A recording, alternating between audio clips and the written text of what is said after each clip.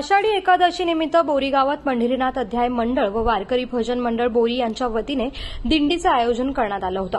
पत्रकार विजय मोकल यांच्या निवासस्थानी स्मिता मोकल यांनी औक्षण करून दिंडीचे स्वागत केलंय।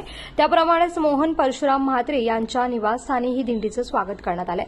आषाढी एकादशी म्हणजे देवशयनी एकादशी। या एकादशीला विशेष महत्त्व आहे। हा वारकरी संप्रदायाचा सर्वात मोठा उत्साह आहे। वैष्णवांसाठी या पवित्र दिवसाचं विशेष महत्त्व असून आषाढी एकादशीच्या दिवशी लाखोंच्या संख्येने वारकरी भक्त पंढरपूरमध्ये विठ्ठलाच्या दर्शनासाठी दाखल होतात। आषाढ महिन्यातील शुक्ल पक्षात येणाऱ्या एकादशीला देवशयनी आषाढी एकादशी असं म्हणतात। आध्यात्मिक व धार्मिक दृष्टिकोनातून या दिवसाला खूप महत्त्व आहे। संपूर्ण महाराष्ट्रभर भाविक भक्तांनी आषाढी एकादशी मोठ्या उत्साहात साजरी केली आहे। पंढरपूर येथे भाविक भक्तांचा अथांग जनसागर देखील लोटला होता।